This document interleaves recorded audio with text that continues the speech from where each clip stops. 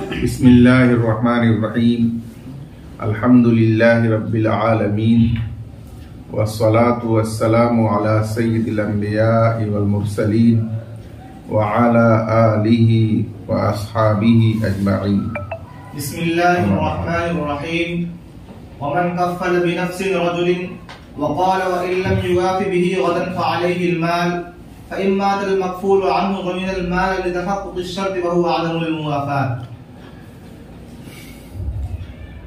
वमन कफ़ल बिनफ्सि रजुलिन, अगर कोई शख्स जामिन हुआ किसी आदमी के नफ्स का और साथ ही साथ उसने ये भी कहा कि अगर मैं उस मकफूल बिही को हवाले न करूं कल तो उस पर यानी मुझ पर माल वाजिब होगा, यानी वो माल वाजिब होगा जो उस मकफूल बिही पर वाजिब है।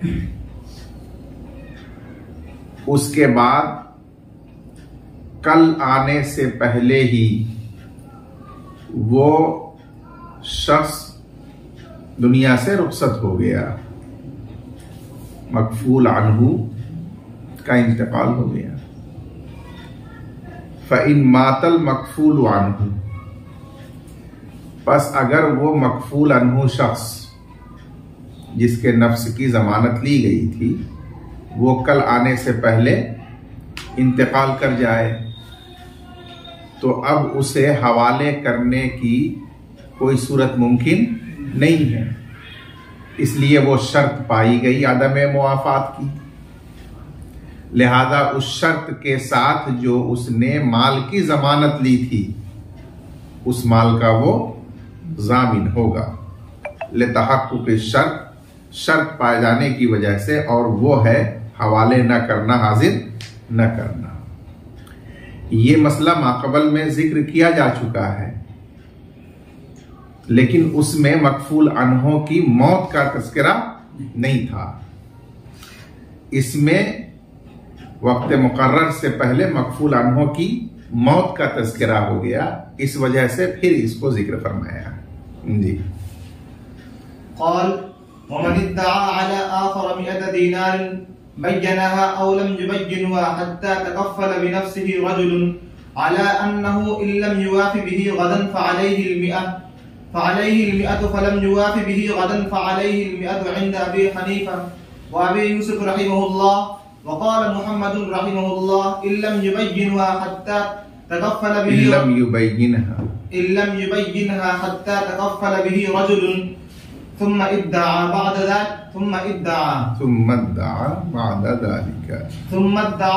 ज़ालिका लम युल्तफ़त इला दअवा लिअन्नहु। इस इबारत में ये मसला बयान किया गया कि एक शख्स ने दूसरे के ऊपर अपने 100 दीनार का दावा किया कि मेरे 100 दीनार उस पर वाजिबुल अदा हैं, लेकिन उसने 100 दीनार के औसाफ को बयान नहीं किया कि वो जय्यिद है या रद्दी है, ये वाज़ेह नहीं किया, बल्कि मुतलक और मुजमल तौर पर उसने अपने 100 दीनार का दावा किया और मुद्दा अलैह ने उसका इनकार किया, जिसकी वजह से मुद्दई ने मुद्दा अलैह को लाजिम पकड़ लिया कि मैं काजी के सामने तुम्हें हाजिर करूंगा और वहां गवाहों को पेश करके अपना हक तुम पर साबित करूंगा। लाजिम पकड़ लिया इस मकसद से। तो अब एक शख्स को मुद्दा अलैह ने कहा कि आप मेरी तरफ से जमानत ले लीजिए, या उसके कहे बगैर अपनी तरफ से किसी शख्स ने खुद ही जमानत ले ली और उसने कहा कि तुम इसे छोड़ दो, मैं इसके नफ्स की जमानत लेता हूं कि कल मजलिसे क़ज़ा में इसको हाजिर कर दूंगा। यह हुआ कफाला बिन नफ्स।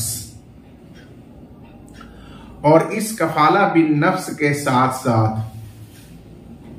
उसने माल की भी जमानत ली कि अगर मैं कल इसे काजी की मजलिस में हाजिर न कर पाऊं तो मेरे ऊपर 100 दीनार वाजिब है। ये कफाला बिल माल में उसने मुतलक 100 दीनार कहा। ये वाज़ेह नहीं किया कि वही 100 दीनार जिसका तुमने दावा किया वो मैं वाजिब अदा करूंगा, ये नहीं कहा, बल्कि उसने मुतलक कहा कि अगर मैं इसको हाजिर नहीं कर पाया कल मजलिस क़ज़ा में तो मेरे ऊपर तुम्हारे लिए 100 दीनार वाजिब होंगे। चुनांचे वो कल उसे हाजिर नहीं कर सका।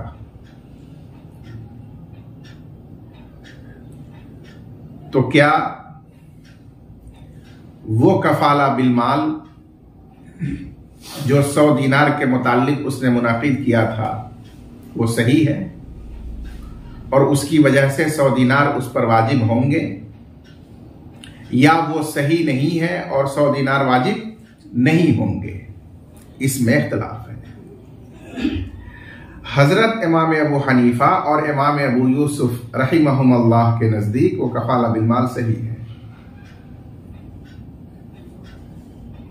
जैसे ऊपर की सूरतों में आपने मुलाजा फरमाया कि कफाला बिन नफ्स के साथ साथ कफाला बिलमाल सही है, उसी तरह यहां अलमिया अगरचे मुतलक है लेकिन उससे मुराद वही 100 दीनार है जिसका मुद्दई ने मुद्दा अलैह पर दावा किया है, दैन, और दैन की जमानत और कफाला सही होती है, इसलिए यह कफाला सही है। और अदम मुआफात की शर्त जब मुतहक्कक होगी तो उस शर्त के मुतहक्कक होने पर ये माल, ये 100 दीनार उसके ऊपर वाजिब हो जाएंगे बहैसियत कफील और जामीन के। ये शेखैन का मसलक है। और हजरत इमाम मोहम्मद रहमतुल्लाह अलैह ने फरमाया कि ये कफाला बिल माल सही नहीं है, लिहाजा बाद में वो अपना दावा वाज़ेह भी कर दे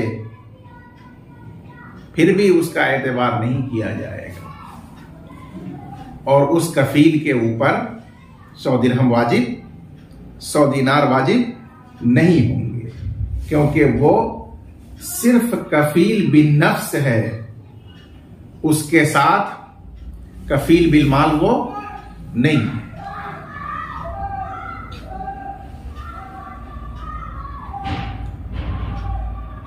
अब उसके बाद मुसन्निफ रहमतुल्लाह अलैह ने दोनों फरीक के दलाइल को बयान किया।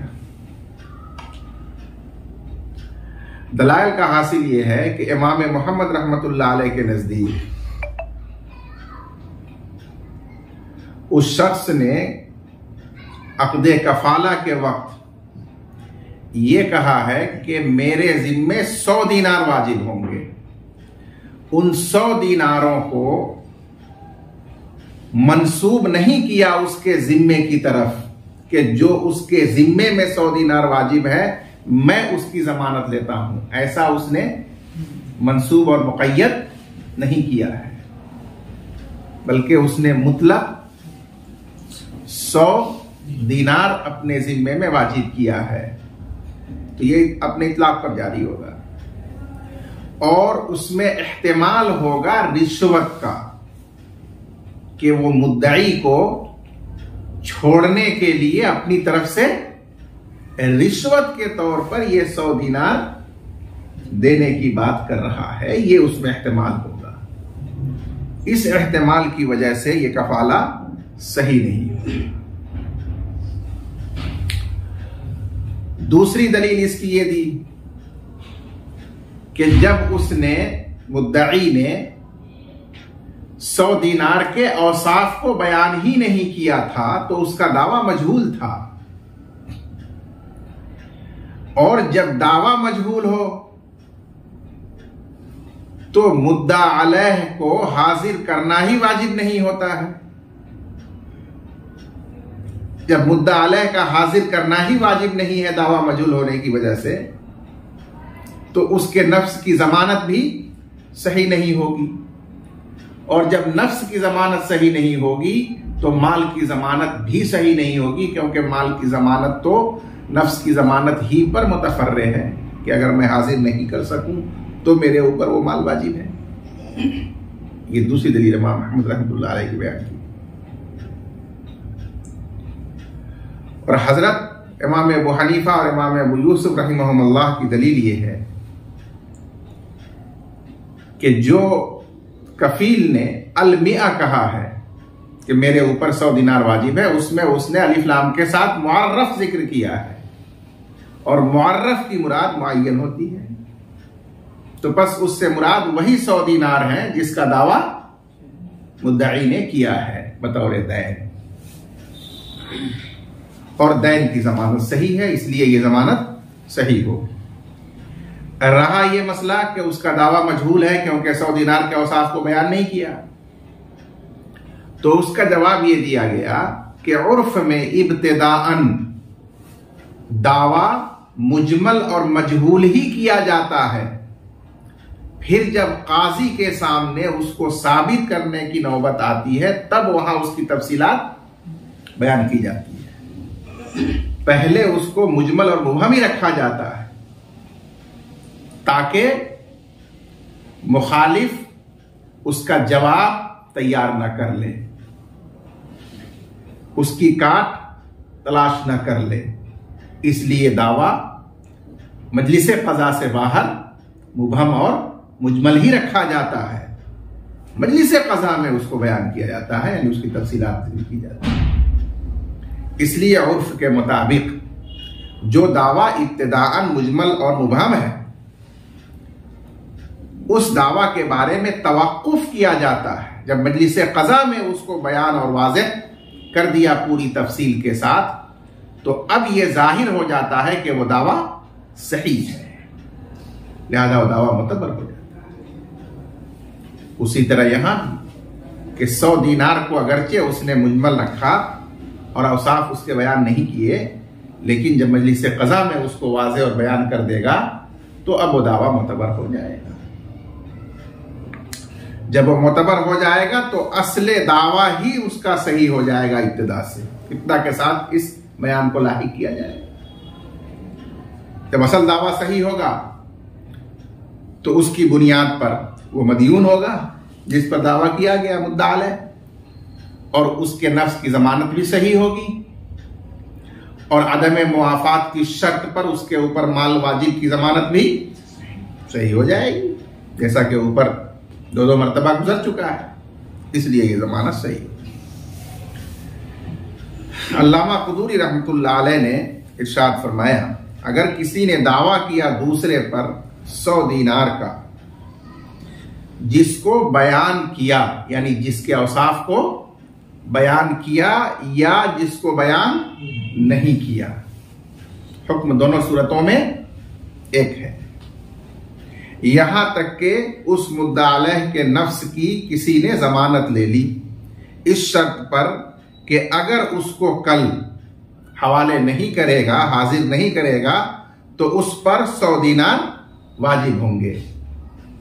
बस उसने उस मकफूल बिही को कल हवाले नहीं किया, हाजिर नहीं किया, तो उस पर 100 दीनार वाजिब होंगे, यानी वो कफील बिलमाल होने की हैसियत से 100 दीनार अदा करेगा शेखैन के नजदीक। और इमाम मोहम्मद रहमतुल्लाह अलैह ने फरमाया कि अगर उसको बयान नहीं किया, यानी 100 दीनार के औसाफ को बयान नहीं किया, यहां तक कि उस मुद्दा अलैह के नफ्स की जमानत ली किसी शख्स ने, फिर इस मुद्दाई ने उसके बाद दावा किया, यानी मजलिस क़ज़ा में उसको बयान करके दावा किया, लम युल्तफत इला दावाहु, तो उसके दावा की तरफ तवज्जो नहीं दी जाएगी। जब उसका दावा ये मोतबर नहीं हुआ तो लिहाजा उसकी जमानत और कफालत किसी ने ली हो तो वो भी सही नहीं हुई।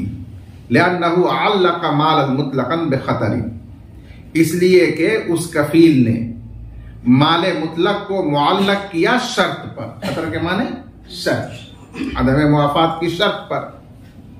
अला युरा अन्नहु लम यंसिबहु इला मा अलैहि, क्या मालूम नहीं कि उस कफील ने उस माल को मंसूब नहीं किया उस दैन की तरफ जो वाजिब है मुद्दा अलैह पर, बल्कि मुतलक 100 कहा। तो मुतलक माल का उसने, मुतलक माल के वजूब को उसने मुअल्लक़ किया शर्त पर। और आप जानते हैं कि इस मुतलक तालीक के तरीके पर जमानत और कफालत सही नहीं होती है, क्योंकि वो तो बै के भी मुशाबे है ना, पीछे गुजर चुका है। वला तसिहुल कफालतु अला हादल वजही, और कफाला बिलमाल इस तरीके पर सही नहीं होती, यानी मुतलक तालीक के तरीके पर सही नहीं होती है, क्योंकि ये बै के भी मुशाबे है जैसा कि पीछे गुजर चुका, इसलिए ये कफाला सही नहीं हुआ। वइन बय्यनहा, अगरचे बाद में उसको बयान कर दे, बाद में बयान करने से वो दावा सही नहीं हो जाएगा जो इब्तिदा में गैर मुतबर और गैर सही था। वलिअन्नहु लम यसिह दावा मिन गैर बयानी, और इसलिए कि दावा इब्तिदा में ही सही नहीं हुआ बयान न करने की वजह से। पस वाजिब नहीं हुआ मुद्दा अलैह के नफ्स को हाजिर करना, क्योंकि उस पर दावा ही सही नहीं। और जब हाजिर करना वाजिब नहीं हुआ तो उसके नफ्स की जमानत भी सही नहीं हुई, और जब नफ्स की जमानत सही नहीं हुई तो उस पर जो मुतफर्रे और मुरत्तब है माल की जमानत, वो माल की जमानत भी सही नहीं होगी, इसलिए कि वो माल की जमानत नफ्स की जमानत पर ही मबनी और मुतफर्रे है। बेखिलाफ माइदा बैयना, बरखिलाफ उस सूरत के जबकि उसने इब्तिदा में अपने दावा को बयान कर दिया हो, तो फिर वो दावा उसका सही है, लिहाजा नफ्स को, मुद्दा अलैह के नफ्स को हाजिर करना वाजिब है। जब वाजिब है तो उसकी जमानत सही है, जब उसकी जमानत सही है तो फिर उसके साथ माल की जमानत भी सही हो जाएगी। वलहुमा अन्नल माला ज़ुकिरा मुअर्रफन, और शेखैन की दलील यह है कि माल को मारफा जिक्र किया गया, अल-मिआ, और मारफा लफ्ज मुअय्यन की तरफ लौटता है, फयंसरिफु इला मा अलैहि, लिहाजा वो लौटेगा उसी दैन की तरफ जो मुद्दा अलैह पर वाजिब है जिसका दावा किया गया है, और उस दैन की जमानत सही है जैसा कि ऊपर गुजर चुका। वल आदतु जरत बिइजमालिन फी दाआवी, और उर्फ जारी है दावा में इजमाल का, यानी मुबहम दावा करने का उर्फ जारी है इब्तिदाअन मजलिस क़ज़ा से बाहर, फिर बाद में उसको मजलिस क़ज़ा के अंदर बयान किया जाता है, वाज़िह किया जाता है। फतसिहु दावी अला एतबारिल बयान, लिहाजा मुजमल दावा भी सही होगा बयान के एतबार पर, यानी बशर्ते के वो उसे मजलिस क़ज़ा में बयान कर दे। फ़इज़ा बय्यना, बस जब वो मजलिस क़ज़ा में अपना दावा बयान कर दे, वाज़ेह कर दे, तो वो बयान लाहिक हो जाएगा असले दावा के साथ, इब्तिदाई दावा के साथ, और ये समझा जाएगा कि शुरू ही से वो दावा सही है। फ़तबय्यना सिहतुल कफ़ालतिल ऊला, बस जाहिर हो जाएगा पहली कफालत का सही होना, कफाला बिन नफ्स का। फ़यतरत्तबु अलैहा सानिया, जब वो सही है तो उस पर दूसरी कफाला, कफाला बिल माल भी मुरत्तब होगी, वो भी सही होगी। जी। क़ाल वला यजूज़ुल कफ़ालतु बिन नफ्स फिल हुदूद वल क़िसास इंद अबी हनीफा मअनाहु ला युजबरु अलैहा इंदहु व क़ाल युजबरु फी हद्दिल क़ज़फ़ लिअन्न फीही हक़्क़ुल अब्द लिअन्न फीही हक़्क़ल अब्द व फिल क़िसास लिअन्नहु ख़ालिसु हक़्क़ल अब्द बिख़िलाफ़िल हुदूदिल ख़ालिसति लिल्लाहि तआला व लिअबी हनीफा क़ौलुहु अलैहि सलाम ला कफालत फी हद्दिन मिन गैरि फस्ल वलिअन्न मबना अल-कुल्ल अला अद-दर'i फला यजिब फीहा al-इश्तियाक फीहा al-इस्तिशाक बिखिलाफ साइर al-हुकूक लिअन्नहा ला तंदर'u बिश-शुबहात फयलीक बिहा al-इस्तिशाक कमा फी ताज़ीर। बस इस इबारत में ये मसला बयान किया गया कि किसी शख्स ने दूसरे के ऊपर दावा किया शरई हद का, मसलन हद सरका का, हद शुर्ब खमर का, हद जिना का, किसी भी शरई हद का दूसरे पर दावा किया या क़िसास का दावा किया, जो कत्ल आमद में क़िसास वाजिब होता है उसका दावा किया। उस मुद्दा अलैह ने इनकार कर दिया कि मेरे ऊपर यह दावा गलत किया गया है, मुझे इसमें फंसाया जा रहा।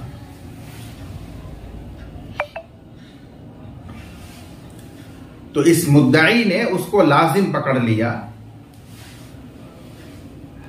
कि काजी की मजलिस में मेरे साथ चलो, वहां मैं गवाहों के जरिए तुम पर यह दावा साबित करूंगा।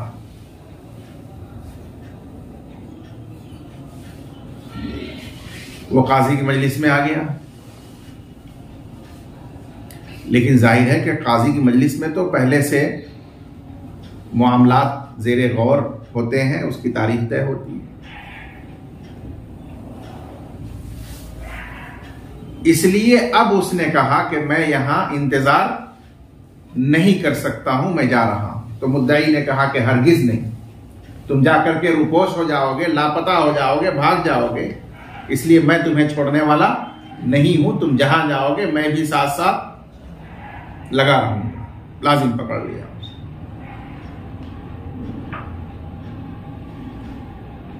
तो ऐसी सूरत में यह मसला आता है कि क्या उस मुद्दा अलैह को मजबूर किया जाएगा कि वो अपनी तरफ से कोई कफील बिन नफ्स दे और फिर उस कफील को देकर और जहां चाहे वहां जाए, या उसको इस पर मजबूर नहीं किया जाएगा? यह है मसला है। तो इस बारे में इख्तिलाफ है। हजरत इमाम अबू हनीफा रहमतुल्लाह अलैह का मसलक यह है कि ऐसी सूरत में काजी की तरफ से उस मुद्दा अलैह माखूज को कफील बिन नफ्स देने पर मजबूर नहीं किया जाएगा, बल्कि काजी उसे कहेगा कि जब तक मैं इस मजलिस से नहीं उठता हूं तब तक तुम भी इस मजलिस में मौजूद रहो, इंतजार करो, और अगर वक्त हो गया और मैं मजलिस से उठ गया तो फिर तुम्हें इख्तियार है कि तुम जहां चाहो जा सकते हो। अब उस पर अगर ये मुद्दाई कहे कि हुजूर ये तो चला जाएगा तो फिर ये लापता हो जाएगा, मेरे लिए इसे पकड़ना मुश्किल होगा, तो काजी कहेगा कि कम अज कम आप जो हद का सबब है उस बारे में एक आदिल गवाह पेश कर दीजिए या दो मस्तूर गवाह पेश कर दीजिए जिससे आपकी तोहमत और आपका इल्जाम साबित हो जाए, तो मैं उसकी बुनियाद पर रफ़े तोहमत के लिए इसको कैद कर सकता हूं। और जब मुकम्मल निसाब और मुकम्मल गवाह पेश कीजिएगा तब उसका फैसला किया जाएगा आइंदा बाद में। ये इमाम साहब का मसलक है।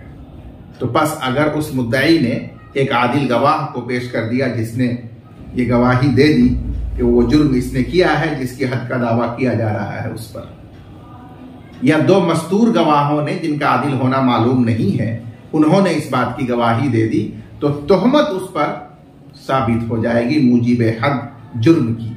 लिहाजा अब उस तोहमत की वजह से काजी उसको कैद कर देगा दफ़े फसाद के लिए। ये तो हो सकता है, लेकिन उसको मजबूर किया जाए कि कफील यहां दो, अपने नफ्स का जामिन दो, तब तुम्हारी छुट्टी होगी, ये नहीं किया जा सकता मजबूर इस पर। इमाम साहब ये फरमाते हैं। और साहिबैन का मसलक इसमें यह है कि वो हद जिसमें बंदे का हक है मिन वजीन, और मिन वजीन अल्लाह का, जैसे हद क़ज़फ़,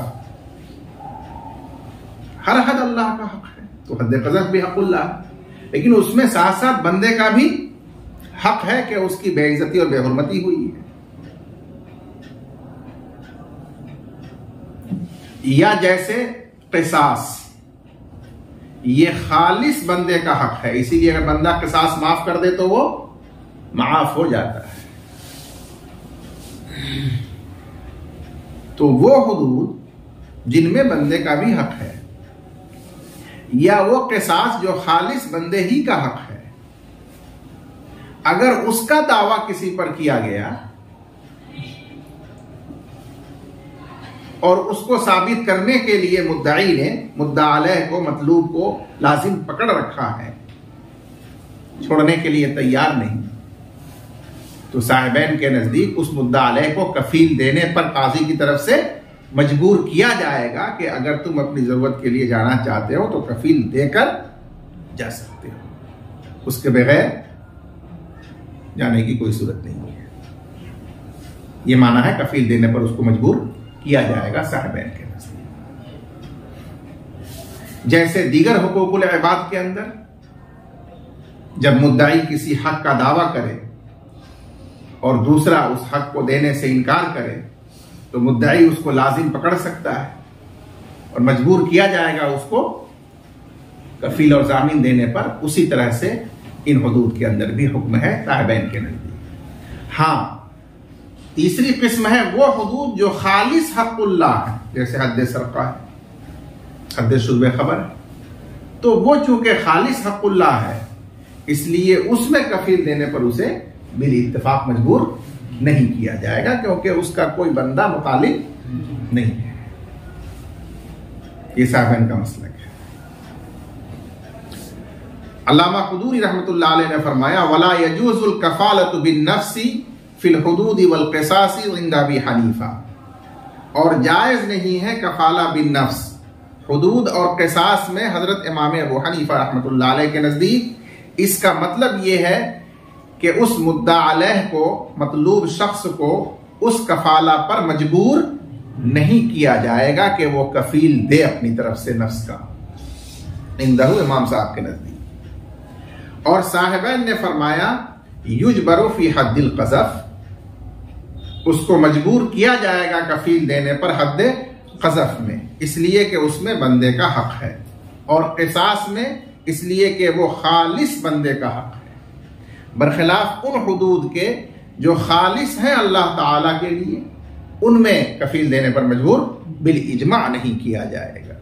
और इमाम अबू हनीफा रहमतुल्लाह अलैह की दलील अल्लाह के रसूल सल्लल्लाहु अलैहि वसल्लम का कौल है कि ला कफालत फी हद्दिन, किसी भी हद में जमानत नफ्स की नहीं है, मिन गैर फसलिन, बगैर तफसील के, लिहाजा ये मुतलक अपने इतलाक पर जारी होगा। और चाहे वो हद खालिस हक़ुल्लाह हो या उसमें बंदे का हक हो या खालिस बंदे का हक हो, किसी में भी कफाला बिन नफ्स ही नहीं होगा। वले अन्न मबनल कुल्ली अला दरी, और इसलिए कि तमाम हुदूद का दारो मदार दफा करने पर है। हदीस में कहा गया है इद्रउल हुदूद मस्ततातुम, हुदूद को दफा करो, टालो जहां तक तुमसे हो सके। तो हुदूद में तो दफा करने और टालने का हुक्म है, और कफाला या कफील का लेना ये तो तौसीक के लिए है, उसको मजबूत और पुख्ता करने के लिए।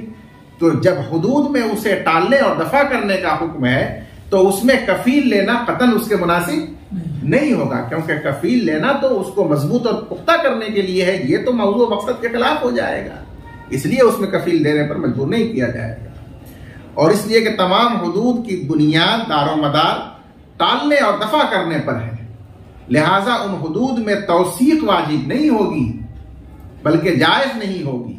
और तौसीक से मुराद कफील लेना, ये उसकी तौसीक है, वो जायज नहीं है, बरखिलाफ दीगर हुकूक के जो बंदों के माली हुकूक हैं, इसलिए कि वो शुबहात से साकित नहीं होते, उनमें कोई टालना और दफा करना मकसूद नहीं होता, इसलिए तौसीक उनके मुनासिब है तो उनमें कफील लिया जाता है। कमाफी ताजीर, जैसा कि ताजीर के अंदर किसी ने ऐसा जुर्म किया है जिसमें कोई ताजीर यानी सियासी सजा वाजिब है, हद वाजिब नहीं है, तो ऐसे जुर्म में उस मुजरिम से कफील मुलजिम से लिया जाएगा, क्योंकि वो तो हुदूद के दायरे में नहीं है, इसलिए वहां टालने और दफा करने का हुक्म नहीं है, तो उनमें तौसीक के लिए कफील लिया जा सकता है, कोई हर्ज नहीं जी। वलौ समहत नफ्सुहु बिही, मजबूर तो नहीं किया जाएगा, लेकिन अगर मुद्दा अलैह के नफ्स ने सखावत की उसमें यानी कफील देने में, ये लफ्जी तर्जुमा है, मुराद यह है कि मुद्दा अलैह ने अपनी खुशी और मर्जी से खुद ही कफील दे दिया कि मेरी तरफ से मेरे नफ्स के ये कफील हैं, जामिन हैं, और मुझे रिहाई और छुट्टी दे दी जाए, जब कहा जाएगा ये मुझे हाजिर कर देंगे, ये उसने खुद ही दे दिया, उससे इसका मुतालबा नहीं किया गया। फरमाया कि बिलिज्मा सही है, क्योंकि इमाम साहब तो जिस चीज को मना कर रहे हैं वो ये कि उसको कफील देने पर मजबूर नहीं किया जाएगा। अपनी मर्जी से अगर कोई शख्स कफील दे देता है और अपनी रिहाई और छुटकारा आर्जी उससे हासिल कर लेता है तो इसमें कोई हरज नहीं है, ऐसा वो कर सकता है। वलौ समहत नफ्सुहु बिही, और अगर मुद्दा अलैह खुद अपनी मर्जी से कफील दे तो वो बिलिज्मा सही है, लिअन्नहु अमकन तरतीब मूजबी अलैहि, इसलिए कि अक़्दे कफाला के हुक्म को मुरत्तब करना उस पर मुमकिन है, अक़्दे कफाला पर मुमकिन है, क्योंकि अक़्दे कफाला का हुक्म क्या है कि कफाला बिन नफ्स में उस मकफूल बिही को हाजिर करना इंदा तलब वाजिब होता है, ठीक है ना। और ये यहां पर मुमकिन है कि कोई शख्स जामिन हो जाए कि मैं इंदा तलब इसको हाजिर कर दूंगा, लिअन्न तस्लीमन नफ्सी फीहा वाजिबुन, इसलिए कि नफ्स मकफूल बिही को हाजिर करना, सुपुर्द करना उसमें वाजिब होता है। फयुतालबु बिहिल कफील, बस उसका मुतालबा कफील से किया जाएगा। फयतहक्ककु ज़म, तो कफाला के जो माना मिलाना है वो मुतहक्कक होगा, इसलिए वो कफाला अगर खुद करे बिला जबर के तो उसमें कोई हर्ज नहीं, बिलिज्मा सही और जायज होगा। वला युक़बसु फ़ीहा हत्ता यशहद शाहिदानी मस्तूरानी औ शाहिदुन अदलुन यअरिफुहुल क़ाज़ी, लिअन्न अल-हब्स लित-तुहमति हाहुना वत-तुहमतु तथबुतु बिअख़्दि शतरि अश-शहादा इम्मल अददी अविल अदालती। ये मैं बता चुका हूं कि कफील देने पर उसको मजबूर तो नहीं किया जाएगा, लेकिन जब मुद्दाई कहे कि अगर इसको छोड़ दिया गया तब तो ये गायब हो जाएगा, तो ऐसी सूरत में मुद्दाई से कहा जाएगा तुम जुज़्वे शहादत का एक हिस्सा कम से कम पेश कर दो, या तो एक आदिल गवाह या फिर दो मस्तूर गवाह, ताकि उसकी गवाही से तुम्हारी तोहमत, तुम्हारा इल्जाम इस पर साबित हो जाए, तो मैं उसकी वजह से इसको कैद करने का हुक्म दे दूंगा। लेकिन जब तक तुम ये कार्रवाई नहीं करते हो तब तक मुझे इसे कैद करने या रोकने का कोई हक नहीं है। क़ाला, इमाम मोहम्मद ने फरमाया वला युहबसु फ़ीहा, और मुद्दा अलैह को उन हुदूद में कैद नहीं किया जाएगा यहां तक के दो मस्तूर गवाह गवाही दें, मस्तूर जिनके बारे में आदिल होना मालूम और मारूफ ना हो, या एक मोतबर गवाह गवाही दे, आदिल कहते हैं मोतबर गवाह, यारिफुल काजी, जिसे काजी पहचानता हो कि यह आदिल और मोतबर है, तो फिर उसके बाद काजी उसे कैद कर सकता है। लिअन्नल हब्स लित्तुहमति हाहुना, इसलिए कि कैद करना यहाँ तोहमत की वजह से है, यानी तोहमत फसाद की वजह से। और तोहमत साबित होता है शहादत के दो जुजों में से किसी एक जुज से, या तो आदत से, दो गवाह हो चाहे वो मस्तूर हो, या अदालत से कि अगर एक है तो वो कैसा हो, आदिल और मोतबर हो, उससे तोहमत साबित हो जाता है। और जब तोहमत साबित हो जाएगा तो उस तोहमत की वजह से कैद करना काजी के लिए सही हो जाएगा, अब उसे कैद कर देगा। बाकी आगे कार्रवाई मुकम्मल जब हो जाएगी, पूरा बयना पेश करके वो साबित कर देगा जुर्म, तब उसके बाद हद का फैसला किया जाएगा और उस पर वो हद जारी की जाएगी। और आगे अगर नाकाम हो गया मजीद गवाही पेश करने में तो फिर ये केस खारिज कर दिया जाएगा, उसको छोड़ दिया जाएगा। बेखिलाफिल हब्सी फी बाबिल अमवाल, अमवाल के बाब में मुद्दा अलैह को सिर्फ एक आदिल गवाह की गवाही पर या दो मस्तूर गवाह की गवाही पर कैद नहीं किया जा सकता जब तक कि मुकम्मल बय्यिना पेश करके वो माली हक उस पर साबित न कर दिया जाए। क्यों? इसलिए कि अमवाल के बाब में जो कैद किया जाता है वो उस टाल मटोल करने और हक अदा न करने की सजा के तौर पर किया जाता है, और वो सजा साबित उसी वक्त होगी जब पूरा गवाह पूरा बय्यिना पेश कर दिया जाए।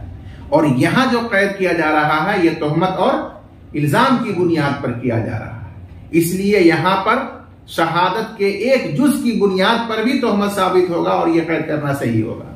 लेकिन माली मुकदमे में और केस में जब तक पूरी शहादत नहीं गुजर जाए उस वक्त तक बतौर सजा के कैद का फैसला नहीं किया जा सकता, बरखिलाफ बाब अमवाल में कैद करने के। लिअन्नहु अक़सा उक़ूबतिन फ़ीही, इसलिए कि वो आखिरी सजा है उस बाब में, लिहाजा वो साबित नहीं होगा मगर पूरी हुज्जत से, यानी पूरी मुकम्मल शहादत से।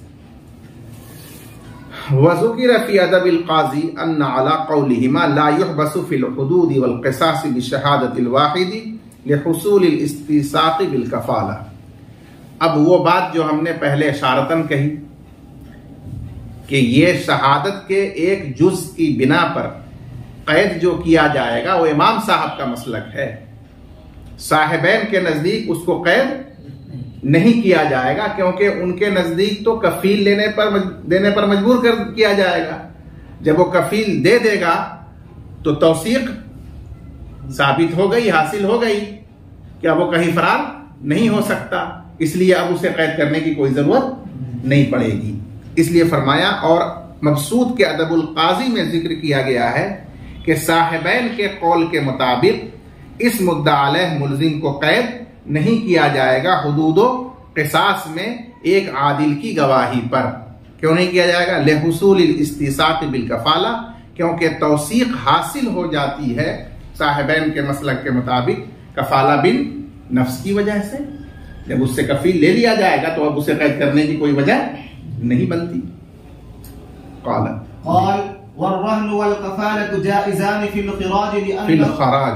फिल खराज लिअन्नहु दैन मुतालबुन बिही मुमकिनुल इस्तीफा'i फयुमकिनु तरतीब मूजिबिल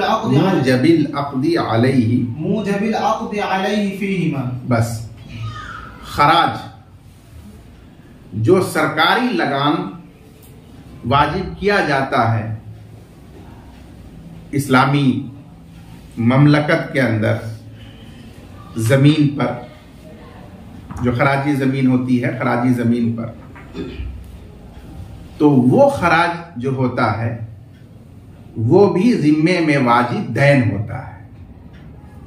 जैसे बंदों का माली हक दैन के तौर पर वाजिब होता है जिम्मे में, वैसे ही ये खराज भी हुकूमत की तरफ से वाजिब दैन होता है, जिसका मुतालबा करने वाला, उसूल करने वाला सरकारी अफसर आता है और उसको उसूल करके ले जाता है।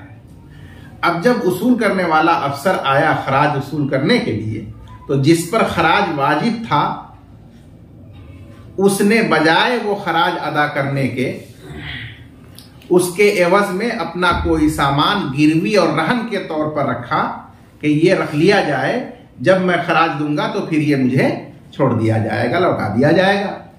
या उसने किसी मोतबर आदमी को अपनी तरफ से बतौर कफील के पेश कर दिया कि ये मेरी तरफ से ग्रांटर हैं, जामीन और कफील हैं, इनकी बुनियाद पर मुझे मौका दिया जाए, मैं वो खराज अदा कर दूंगा। तो फरमाते हैं कि ये दोनों सही है। खराज के अंदर रहन और कफाला दोनों जायज है, इसलिए कि रहन का हुक्म क्या है कि अगर वो दैन अदा नहीं किया मदीन तो उस रहन के कीमत से उसको उसूल किया जाएगा, वो यहां मुमकिन है। कफील बिन नफ्स का मकसद क्या है कि अगर वो नहीं अदा करता या नहीं मिलता तो उसके जरिए से उसको हाजिर कराया जाएगा, और अगर नफ्से खराज का वो जामीन हुआ है तो वो खराज उससे उसूल किया जाएगा। यही तो हुक्म है उसका। तो ये भी यहां मुरत्तब हो सकता है। जब दोनों ही अक़्द रहन और अक़्द कफाला का हुक्म इस पर खराज पर मुरत्तब हो सकता है तो उसमें ये दोनों मामला करना सही होगा, जायज होगा। इसी को फरमाते हैं। और रहन और कफाला दोनों जायज हैं खराज के अंदर, इसलिए कि खराज ऐसा दैन है यानी वाजिब फी जिम्मा रकम है कि जिसका मुतालबा किया जाता है बंदे की तरफ से और जिसको उसूल करना मुमकिन है। बस मुमकिन है अक़्द के हुक्म को मुरत्तब करना उस खराज पर, और अक़्द से मुराद दोनों अक़्द रहन भी और अक़्द कफाला भी, दोनों ही के हुक्म को खराज पर मुरत्तब करना मुमकिन है इन दोनों में, यानी रहन और कफाला में। जी। क़ाल वमन अख़ज़ मिन रजुलिन कफ़ीलन बिनफ़्सिही थुम्मा ज़हब फ़अख़ज़ मिन्हु कफ़ीलन आख़र फ़हुमा कफ़ीलान लिअन्न मूजबहु इल्तिज़ामुल मुतालबति वहिय मुतअद्दिदतुन वल मक़सूदु तवस्सुक़ व बित्थानिया यज़दादु तवस्सुक़ फला यतनाफ़ियान, यानी एक ही मतलूब और माखूज की तरफ से दो आदमी कफील बिन नफ्स हो सकते हैं, एक साथ भी दो आदमी कफील बिन नफ्स हो सकते हैं, और एक के बाद दीगरे भी हो सकते हैं, क्योंकि मकसद तो उसका है तौसीक, और एक कफील से तौसीक होगी, दो से और ज्यादा तौसीक होगी, तीन से और ज्यादा तौसीक होगी, तो उसमें कोई टकराव या तनाफी तजाद नहीं है। काला वमन अख़ज़ मिन रजुलिन कफ़ीलन बिनफ़्सिही, अगर किसी मुद्दाई ने किसी मुद्दा अलैह शख्स से एक कफील बिनफ्स ले लिया लेकिन उसको इत्मीनान उस पर भी नहीं था, सुम्मा ज़हबा फ़अख़ज़ मिन्हु कफ़ीलन आख़र, फिर उसके पास गया और उससे एक दूसरा कफील बिनफ्स लिया, तो फरमाते हैं फ़हुमा कफ़ीलान, तो ये दोनों उसके कफील बिन नफ्स होंगे। इसलिए कि अक़्द कफाला का हुक्म मुतालबा को अपने जिम्मे लाजिम करना है, और मुतालबा मुताद्दिद होता है, और मकसूद अपने हक की तौसीक है, और दूसरी कफालत से ये तौसीक मजीद हो जाती है, ज्यादा हो जाती है, लिहाजा इन दोनों में कोई तजाद व तनाफी नहीं है, इसलिए वो दोनों ही कफील होंगे। और जब एक शख्स उसको हाजिर कर देगा इंदा तलब तो वो बरी हो जाएगा, लेकिन दूसरा बरी नहीं होगा। दूसरा कब बरी होगा? जब वो भी उसको ला करके हाजिर कर देगा, सामने पेश कर देगा। जी। व अम्मल कफ़ालतु बिल माल फजाइज़तुन मालूमन कान अल मक़फूल बिही औ मजहूलन इज़ा कान दैनन सहीहन मिथल अन यक़ूल तकफ़लतु अन्हु बिअल्फ़िन औ बिमा लक अलैहि बिमा युदरिकुका फ़ी हाल बै'i लिअन्न मबना अल-कफ़ालति अला अत-तवस्सु'i फ़यहतमिलु फ़ीहि अल-जहाला फ़युतहम्मलु फ़ीहि अल-जहाला व अला अल-कफ़ालति बिद-दर्क इजमाअन व कफ़ा बिही हुज्जतन व सार कमा इज़ा कफ़ल बिशज्जतिन सफ़हतिल कफ़ालतु व इन इह्तमलत सिरायत वल इक़्तिसार व शरत अन यकून दैनन सहीहन व मुरादुहु अल्ला यकून बदलल किताबती व सयअतीका फी मौज़िही इंशाअल्लाह। यहाँ तक मुसन्निफ ने कफ़ाला बिन नफ्स के अहकाम व मसाइल को बयान किया। अब यहाँ से कफ़ाला की दूसरी किस्म कफ़ाला बिल माल को बयान किया गया, माल की जमानत। उसमें पहला मसला ये बयान किया गया कि ये माल की जमानत तवस्सो पर मबनी है, क्योंकि ये आदमी अपनी तरफ से तबर्रुआन अंजाम देता है, यानी अपनी खुशी से नेकी के तौर पर इख्तियार करता है, इसलिए इसमें शरीयत ने तवस्सो रखा है। और तवस्सो का मतलब ये है कि जिस दैन की जमानत ली जा रही है वो मालूम हो तो भी उसकी जमानत लेना सही है, और अगर वो मजहूल हो, मालूम ना हो उसकी क्या मिकदार है, क्या नौइयत है, तो भी उसकी जमानत लेना सही है। यह अहनाफ का मसलक है।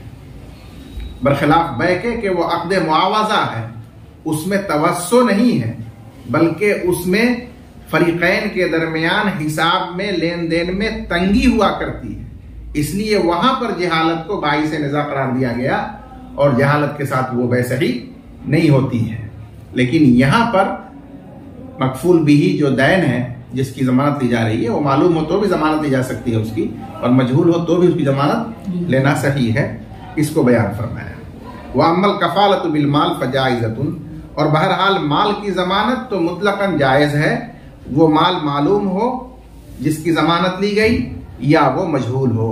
इज़ा कान दैनन सहीहन, जबकि वो दैन सही हो। ये शर्त है, ये कैद है कि वो दैन सही होना चाहिए। आगे साहब हिदाया फरमाएंगे कि दैन सही की कैद लगाकर बदले किताबत को खारिज किया गया। दैन सही किस दैन को कहते हैं?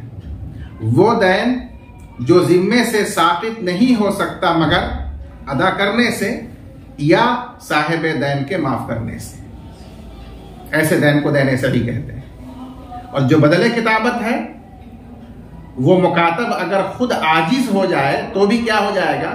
साकित हो जाएगा। तो मालूम हुआ कि वो दैन गैर सही है। बस बदले किताबत की कोई अगर जमानत ले और जामीन बने तो वो जमानत देना सही नहीं होगा, इसलिए कैद लगाई जबकि वो दैन सही हो। जैसे कोई शख्स कहे तकफ़्फ़लतु अन्हु बिअल्फिन, मैं जामीन हुआ फला की तरफ से 1000 का। ये मालूम की मिसाल है क्योंकि दैन यहाँ 1000 मालूम है। या उस माल का जो आपके लिए उस पर वाजिब है, ये मजहूल की मिसाल हुई कि वो माल मालूम तो नहीं है, लेकिन बहरहाल आपका जो भी माल और दैन वाजिब है फला पर, मैं उसका जामीन हुआ। औ बेमा युद्रिकु का फी हाज़ल बै, या उस माल का जो आपके ऊपर वाजिब होगा, जो आपको लाहिक होगा इस बै में, यानी अगर इसका मबी मुस्तहक हो गया तो जो दैन आपके ऊपर समन का आएगा, मैं उसका क्या होता हूं? जामीन हूं।